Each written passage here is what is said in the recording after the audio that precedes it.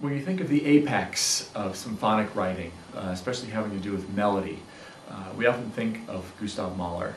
It's sort of the culmination of the Viennese school of composition, from Haydn and Mozart and Beethoven through Brahms and Bruckner, and it sort of ends with Mahler. And as music sort of expands throughout the 19th century, it gets bigger and bigger and bigger until it finally gets to where Mahler is writing these enormous, enormous symphonies.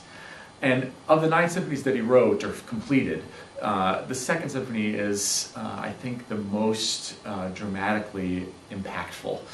It's one of those works that is, when you think of the great dramas in music, starting with Beethoven's Ninth, this symphony is sort of like the next step for Beethoven's Ninth Symphony. And it's interesting, Mahler actually even writes, when he's talking about his Second Symphony, that this is essentially what Beethoven would have written had he been able to write this at that time. So he really views this as sort of a continuation of the great Viennese composers in the past. Mahler was clearly inspired by Beethoven, and particularly Beethoven's Ninth Symphony when he composed his Second Symphony. And you could hear this in several ways. One is sort of the pattern of the movements.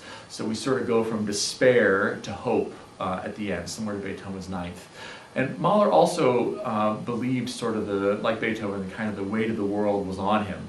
And there's a great feeling of triumph at the end. On the end of Beethoven's Ninth, when we finally get this great tune, the Ode to Joy, Mahler employs sort of a similar trick in that we get a lot of questioning in the first 4 movements, a lot of angst, a lot of anger even, but there's this enormous release and enormous triumph at the end of the symphony.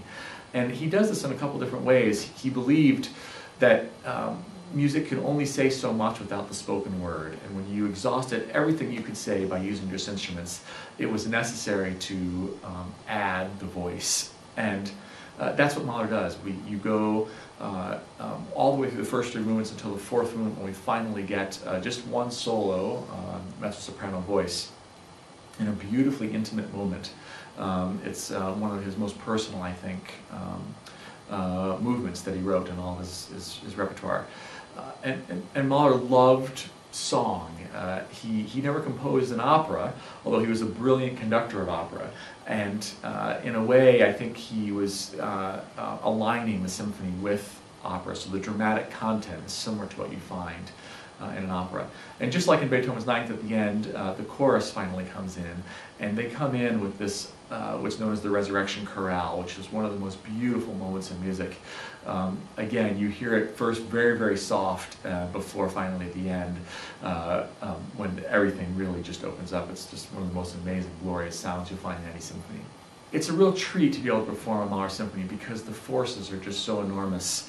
And in this case, it sort of shows off the breadth of what the Cobb Symphony has become. It's going to show a massive orchestra.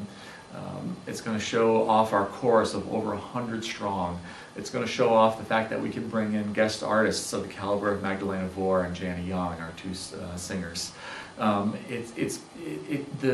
piece itself is just, there'll be nearly 200 people performing the piece when you come to see it at the Kansas State University. And one of the other exciting parts about this is just that. We're going to get to perform it in an acoustical space that's really appropriate for a piece of this size.